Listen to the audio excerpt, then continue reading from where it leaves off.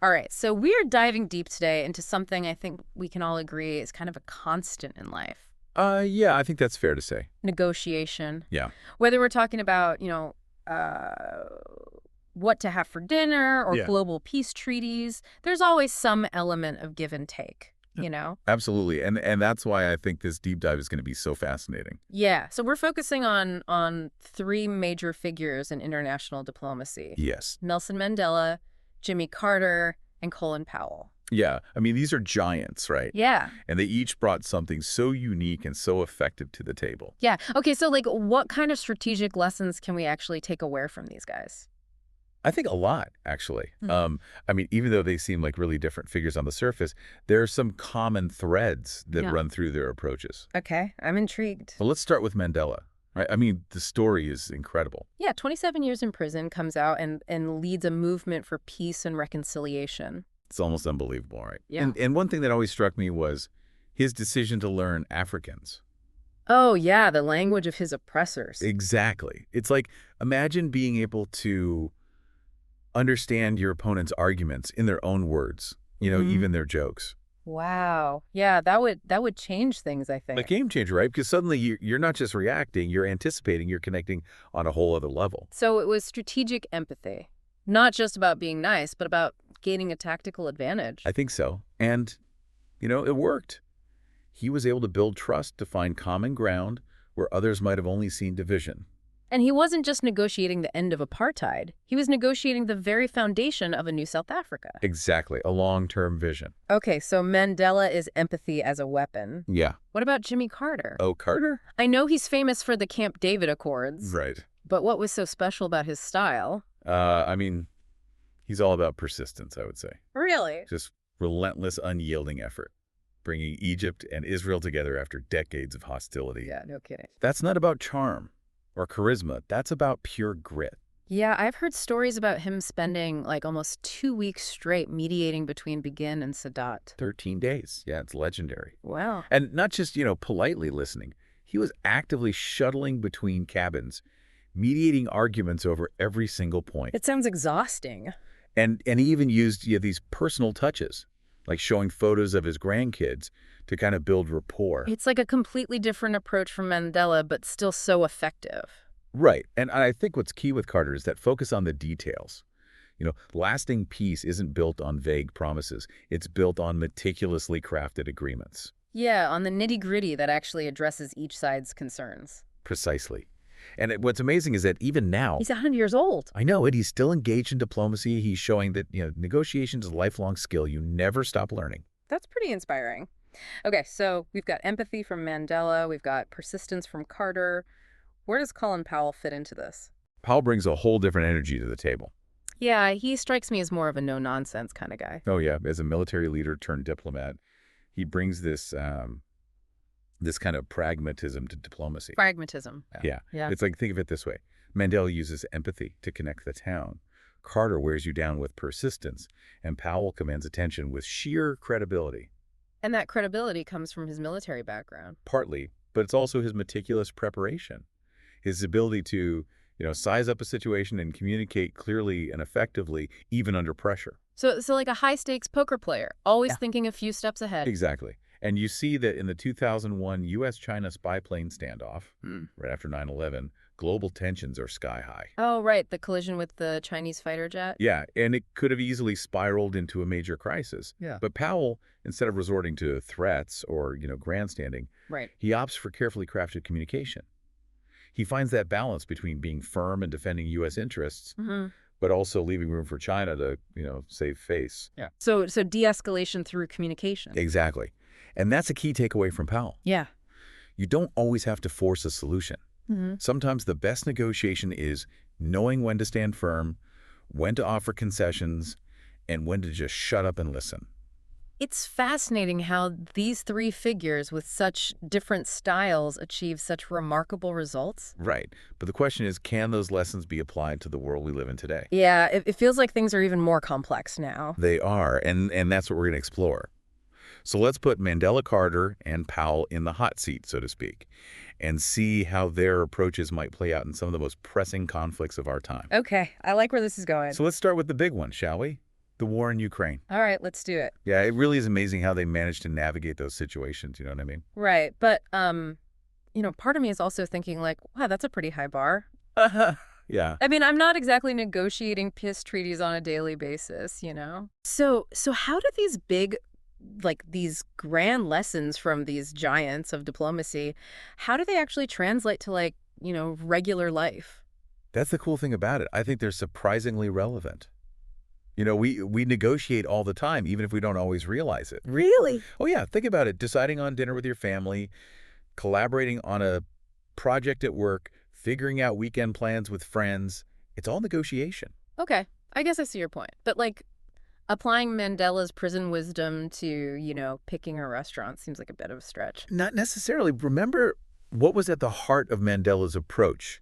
It was understanding the other side, right? Yeah. So let's say you and your partner are trying to decide where to eat. Always a fun negotiation. Right. And let's say your partner is really set on Thai food, but you're craving Italian. Happens all the time. Instead of just, digging in your heels and arguing, try to understand why they're so into Thai. Is it a craving? Is it a special occasion? Are they just tired of pasta? So it's like, instead of just focusing on what I want, I should try to figure out their deeper motivation. Exactly. It's like Mandela figuring out the Afrikaners. Okay. Once you understand why, you can be more creative with your solutions. So maybe suggest an Italian place with a great Asian-inspired appetizer. Exactly. Or you agree to Thai this time if you get to pick next time. It's not about giving in. It's about finding that win-win. Okay, that actually makes a lot of sense. So empathy, even in small-scale negotiations, can be really powerful. What about Carter's persistence, though? I can't imagine spending 13 days arguing over what movie to watch. Uh-huh. Yeah, probably not the best use of time. Mm-hmm. But think of persistence as a form of commitment. Mm. Yeah. So let's say you're working on a group project, and the team is kind of stuck on the creative direction. In there. Right? Instead of just giving up or letting one person dominate, you keep the conversation going. Yeah. You research different approaches. You brainstorm alternatives. You don't let that initial frustration, derail the project. So that's the Carter approach. Just keep pushing, keep at it until you find a breakthrough. Exactly. And often that persistent effort leads to ideas that you wouldn't have come up with if you'd given up early on. Okay, I like it. Empathy to understand persistence, to overcome obstacles. What about Powell, though? Does his pragmatism thing translate to everyday life, too? Oh, absolutely. Powell was all about understanding what was achievable, and what wasn't worth fighting for. So choosing your battles wisely. Exactly. So let's say you're negotiating a raise with your boss. Okay. You might go in with a whole list of reasons why you deserve more money. Right. But a good negotiator also knows when to concede certain points. Yeah. Maybe accepting a slightly smaller raise in exchange for additional vacation days or a more flexible schedule. It's about being strategic, knowing when to hold firm and when to be flexible to get the best outcome. Exactly. And sometimes pragmatism means recognizing when a negotiation just isn't going anywhere. Yeah. It's about having the self-awareness to walk away if the terms are unacceptable or if the other party is negotiating in bad faith. So it's not about winning at all costs. It's about knowing your limits. Exactly. And preserving your integrity. Yeah, I think that's a really important point. So we've got empathy, persistence, pragmatism. Yeah. It's like these are starting to feel less like these abstract concepts and more like actual tools. They are tools. Yeah. When you combine them, they become super powerful. Imagine going into any negotiation with that trifecta. The ability to understand the other person's perspective, the tenacity to keep pushing for solutions, and the wisdom to know which battles are worth fighting. Okay, I'm liking this. I'm liking this a lot. It's Yeah. like leveling up in life. But how do you actually put this into practice? Well, one of the most important things is active listening. Don't just wait for your turn to talk. Really hear what the other person is saying, both verbally and non-verbally.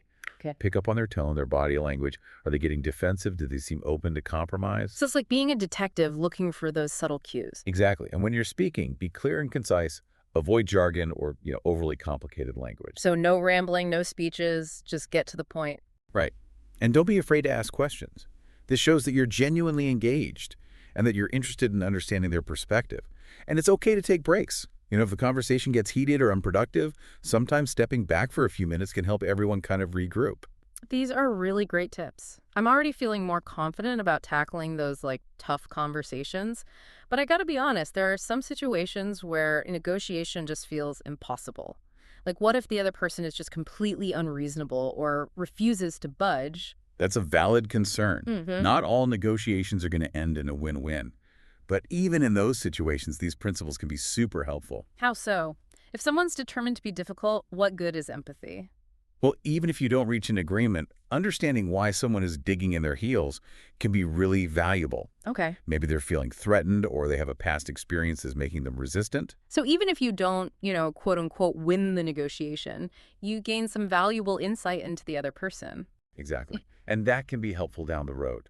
And sometimes the best outcome is simply recognizing that a negotiation is going nowhere and just gracefully disengaging. Okay. Yeah. And that takes self-awareness and a willingness to prioritize your own well-being, which is a form of pragmatism in itself. Right. So even in the toughest situations, these principles can help you navigate things more effectively, even if it's just about minimizing the damage. Exactly. And remember, negotiation isn't a one-time event. It's an ongoing process of building relationships, understanding motivations, and finding those creative solutions. By embracing these principles, you're not just becoming a better negotiator, you're becoming a more effective communicator, a more empathetic listener, and ultimately a more successful human being, I think. I really like that idea that it's not just about getting what you want, it's about improving how you interact with the world. Absolutely. And one of the most fascinating things about negotiation is that it's constantly evolving. In what way? Well, as technology changes how we communicate, as the global landscape shifts, we're constantly refining and adapting these principles to meet these new challenges. That's a great point. It's not just a static set of rules, it's a living, breathing process that we can all learn from and contribute to. Exactly. And in the final part of our deep dive, we'll explore some of the most cutting-edge developments in negotiation theory and practice, and how these innovations are shaping the future of how we interact, resolve conflicts, and build a better world, one conversation at a time. I am excited to hear more. This has been so interesting, and it's really made me rethink how these like seemingly grand concepts can actually be applied in our everyday lives. It's wild to think about it because in these negotiation, this idea of people working things out, it's like as old as humanity itself. Yeah, it really is, right? I mean, it's like we've been doing this since we were trading, shiny rocks for food or whatever back in the day. But it's still so relevant today. Like it's not something we've outgrown. Not at all. It speaks to something really fundamental about us. Like we're social creatures. We're constantly trying to figure out how to get along, how to get what we need. And negotiation is like the tool that helps us do that. It's the key to the game. Exactly. And whether you're bartering for a rug in a marketplace or, hammering out a global trade deal, Hmm. the essence of it is still the same. You're trying to find that sweet spot where everyone feels like they got something they wanted. It's about building bridges instead of walls, I guess. Yeah, exactly. Yeah. And it's fascinating how even though the tools and tactics have changed over time, those core principles that we talked about, the empathy, the persistence, the pragmatism, they're still the foundation of any successful negotiation. Yeah, it's like they're timeless. Totally. Hmm. But like you said, the world is changing really fast and negotiation is evolving right along with it. And technology is a huge part of that. Yeah, technology, I feel like it's a double-edged sword. Oh, for sure. It creates all these new opportunities for communication and collaboration, but it also brings up some new challenges. Yeah. Yeah, like what kind of challenges? Well, I mean, think about it. It's so easy to misunderstand each other online, right? Oh, yeah, tone can get lost in emails and texts all the time. Exactly. Yeah. And it's harder to build trust, to establish that rapport when you're not face to face. Yeah. It's like sometimes it feels like technology is actually making it harder to connect on a human level. It can feel that way for sure. So how do we adapt these timeless principles, to this new landscape? How do we become effective negotiators in the digital age? That's a big question. It is a big question. Yeah. And I think a lot of it comes down to self-awareness. Recognizing that technology is just a tool. Right. It can amplify our strengths, but it can also, magnify our weaknesses. So it's like understanding your own communication style, knowing your strengths and weaknesses as a negotiator before you even log on. Exactly. Yeah. Like, are you someone who tends to misinterpret tone in emails? Do you have trouble conveying empathy in virtual meetings? These are things to be aware of so you can adjust your approach. You've got to know your own quirks. Totally. And it's like learning a new language. It takes practice and a willingness to adapt. So like what are some examples of things people might need to change about their approach when they're negotiating online? Well, I mean, for one thing, you might need to be more deliberate about expressing empathy, you know? like using specific language to convey understanding and build rapport. Because you're not there in person to, smile and nod and make eye contact. Right. You have to make up for that with your words. Yeah. And you might need to be more upfront about sharing information, you know? To build trust. Exactly. Like being transparent about your goals or finding that common ground early on in the conversation. It sounds like the fundamentals are still there. It's just the way we apply them is changing. That's a great way to put it. And that actually leads to another really interesting development in negotiation, the rise of AI. Whoa, AI negotiator. I know, right? Sounds like science fiction, but Yeah. it's becoming a reality. So like computers are going to be negotiating for us now. Well, not exactly. I think it's more likely that AI is going to become a really powerful tool for human negotiators. Okay. Like imagine a system that can analyze tons of data, identify patterns in past negotiations, and even suggest the best strategies in real time, Wow, that would be pretty amazing. right? And it could even help to level the playing field, you know? How so? Well, by giving people who might not have as much experience or resources, Yeah. access to the same kind of insights that the pros have. That's a really cool idea. It's like AI could democratize negotiation skills. I think it has the potential to do that. Yeah. And it's just one example of how technology is transforming this ancient art. It's pretty mind-blowing when you think about it. It is. Huh. And while there are definitely some unknowns, about the future of negotiation, one thing is clear. Those who are willing to embrace these new tools and adapt these timeless principles, they're going to be the ones who shape the world we live in. It's like a whole new frontier. It really is. Yeah. And it's a reminder that negotiation isn't just about, winning or losing. It's about understanding ourselves, connecting with others, and building a world where cooperation wins out over conflict. I love that idea. And, it's been such an amazing journey doing this deep dive with you, exploring the lives of these incredible negotiators, learning their secrets, and realizing that we all have the potential to be better negotiators in our own lives. I agree.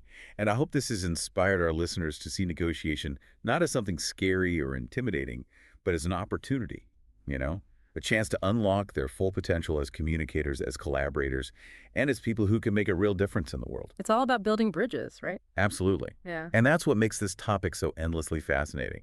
It's not just about getting what you want. It's about building relationships, creating value, and shaping a world where we can all thrive. Well said. And on that note, I think it's time for us to wrap up this deep dive. Yeah, it's been a pleasure. But before we go, I want to leave our listeners with one final thought. The world needs skilled negotiators now more than ever. And that negotiator just might be you.